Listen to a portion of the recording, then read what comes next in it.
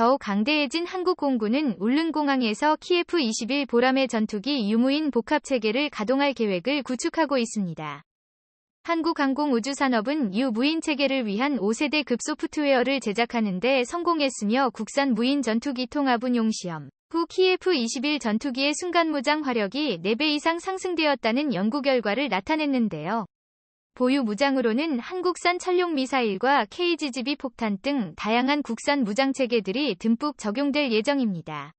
이처럼 한국 역사상 최초 첫 번째 국산 전투기인 KF-21 보람을 선보였던 한국항공우주산업이 한민족의 미래를 위하여 차세대 무인 전투기를 개발하고 있는데요. 방금 소개드렸던 5세대 유무인 소프트웨어 체계와 함께 스텔스 무장창 역시 개발이 진행 중이며 아래 설계를 통해 2016년에 등장할 KF-21 전투기에 적용하기 전 스텔스 무인 전투기에 먼저 매립형 무장창을 적용시키겠다는 1차 목표로 연구를 진행 중입니다. 스텔스 요소에서 가장 중요한 매립형 스텔스 무장창 개발 분야에서는 대한민국 첨단 제조업의 진정한 능력을 보여줄 것이며 본격적인 스텔스 공대 공작전을 염두에 둔 KF-22 전투기의 성능을 좌지우지할 최첨단 기술로 불리며 최종적으로 한국산 터보제트 엔진 예기가 탑재될 예정인데요. 이건 역시 KF-21 전투기에 엔진을 탑재하기 전 무인기에 먼저 적용시켜보는 것이며 만약 계획대로 모든 것이 척척 흘러간다면 한국 역사상 최초의 국산 제트 엔진 항공기가 세상에 등장하는 것입니다. 이러한 연구개발 상황 속에서 최근 방위사업청은 출고 시기 후 미리 만나 보는 KF-21 비행 모습이라는 제목으로 1분 12초짜리 영상을 공개했는데요. 컴퓨터 3D 그래픽으로 구현된 KF-21 보람의 전투기는 우리 영공을 힘차게 날았고 한국 공군의 공중급유기에서 공중급유를 받는 모습까지 완벽하게 보여주었으며 국산 무인 전투기로 추정되는 항공기와 편대대를 이루며 울릉공항에서 이륙해 독도 상공을 훨훨 날기도 했습니다. 이번에 공개된 영상에서 이목을 집중시킨 것은 한국형 무인 전투기가 무인 복합체계 구축을 이룬 것입니다. 2021년대에 들어서 우리나라의 선진적인 항공기술은 끊임없이 발전하고 있는 건 모두가 알고 있는 사실 중 하나입니다. KF-21 전투기부터 시작해 일본의 항공기술을 아득하게 초월 한국은 일본과 달리 무인 전투기 군사 분야까지 초격차 수준으로 차이를 벌리고 있으며 KF-21 전투기와 무인기의 기술력을 공유해 응용 가능한 기술을 가장 효율적이게 만들며 집중적으로 투자하고 있는데요. 일본 측에서는 한국이 무인기 확보에 실패할 것이라고 예상했지만 그 예상은 보기 좋게 빗나갔습니다. 무인기 공개 전 일본 언론들은 한국의 고등훈련기 Q-10을 통해 이제 막 항공기 산업의 문을 열었다고 언급했으며 무인 스텔스기 디자인에 6세대 스텔스 공격기는 개발하는 기술력이 훨씬 까다롭다며 일본에서도 힘든 일이므로 한국의 무인 드론 사업이 예산만 투입된 채 실패할 것이라고 내다봤지만 우리나라는 일본 언론의 부정적인 전망과 달리 떡하니 한국형 스텔스 무인기 시험 비행까지 무사히 성공해냈고 그것을 공개하자 일본 매체들은 한국의 항공제조업에 저력을 실감하는 반응을 보였습니다.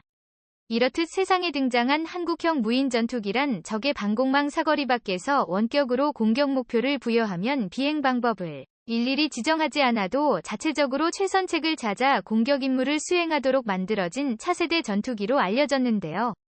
대한민국 6세대 전투기의 가장 핵심 기술인 무인 드론 기술과 KF-21 전투기와 함께 운용하게 될 유무인 복합체계. 한국의 스텔스 무인 전투기가 개발이 완료된다면 한국은 6세대 전투기에 대한 유무인 복합체계를 확보하게 됩니다. 이는 국방과학연구소 관계자의 발언이며 이처럼 6세대 유무인 복합체계는 차세대 전장에서 없어서는 안 될 중요한 기술 중 하나입니다. 이미 국방과학연구소는 레이더에 탐지되기 어려운 비행제형상 스텔스 설계 기술과 비행제어 알고리즘을 개발하여 한국형 UC 웨이브에 필요한 저핏 스텔스 무인 항공기의 핵심 기술을 확보했다고 밝힌 적이 있습니다. 국산 스텔스 UC의 부인은 미래 핵심 기술 분야의 저 비싼 스텔스 형상의 한국형 무인 전일기 형태를 갖추었습니다. 2020년 국방과학연구소에서는 무인 스텔스기를 개발을 공식적으로 언급했으며 저피탐 수준의 레이더 반사 수치를 대폭 늘리는 스텐 기술이 약 70% 기술 수준에 도달했다고 공식 발표했었죠. 9월 30일에는 국내 최초로 비행 채용 전파 흡수 구조 기술을 비롯하여 내이동 기술 안테나 내장 일체형 구조 경량 전파 흡수 도료 등 무인기에 적용 가능한 스텔스 핵심 기술 4종을 완벽히 개발했다고 발표했으며 2030년대에 등장하게 될 저 비싼 무인기는 무인 정찰기 외에 무인 전투기로도 끝없이 진화할 예정입니다. 저 비싼 무인기는 한국의 국산 기술로 개발된 터보제트 엔진 1기를 사용할 예정이며 전체적인 크기는 유럽연합이 개발 중인 공격형 무인기보다 더욱 거대해진 형상을 지니고 있습니다. 최대 비행 속도는 시속 980km에 달하며 500파운드 즉 230kg의 정밀유도 폭탄 2발을 내부 무장창에 장착할 수 있군요. 이 밖에도 키예프의 11 전투기와 무인 전투기 간의 통합 운용은 향후 미래 공중전의 게임 체인저로 알려졌습니다. 예를 들어 무인 전투기를 우선 적진으로 보내 정찰시키고 뒤따르던 유인 전투기가 무인 전투기로 정찰 정보를 받아 뒤에서 공격할 수도 있죠. 여기에 더해 기술이 발전되면 유인 전투기에서 직접 무인 전투기를 조종해 정찰 및 공대공 및 공대지 임무를 수행하게 할 수도 있습니다. 원필을 사용하게 되면 유인 전투기의 공격력과 생존성을 대폭 높일 수 있는데요. 국산 전투기인 KF-21 보람에는 우리식 독자 기술로 만든 국산 전투기이기 때문에 아무런 제약 없이 국산 무인 전투기와의 독자적인 먼피 구축 및 운용이 가능하다는 게 엄청난 장점입니다. 그러나 이러한 범티를 적용하는 데는 어려움도 존재합니다. 예를 들어 현재 우리 공군이 운용 중인 미국제 전투기와 국산 무인 전투기 간의 멀티를 구축하려면 우선 미 정부의 허락을 받아야 하고 막대한 통합 비용이 들 수 있는데요. 이 밖에도 국산 무인 전투기의 조종 및 항공 전자장비 그리고 통신장비에 대한 소스코드도 공개해야 합니다. 반면 국산 전투기인 KF-21 보람의 전투기는 우리가 만들었기 때문에 이러한 문제 없이 국산 무인 전투기와의 독자적인 멀티 구축 및 운용이 가능합니다. 한국형 무인 전투기는 거의 100% 국산 무기라고 볼 수 있는데요. 그중 가장 문제시되었던 항공기에 들어가는 터보팬 엔진 국산화는 실로 놀랍습니다.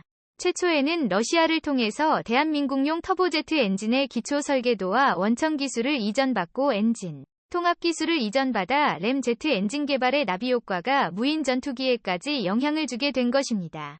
한국군이 가진 가장 궁극적인 목표는 이러한 무인기를 지상 공격이 가능한 공격기로 전환하는 것입니다. 대한항공은 이미 육군 해병대의 4단급 무인 공격기 공군용 중고도 무인 정찰기도 제작 생산 중인데 스텔스 무인 전투기까지 채택되면서 향후 한국의 군용 무인기 사업에서 선도적 입지를 차지할 전망입니다. 강대국 한국의 영원한 자주 국방을 위하여 차세 대무인 공격 드론인 KUS까지도 개발 완료 단계에 임박했군요. 영상의 정보가 통쾌하셨다면 채널명 대구구려제국 구독과 알림 설정 진심으로 감사드립니다.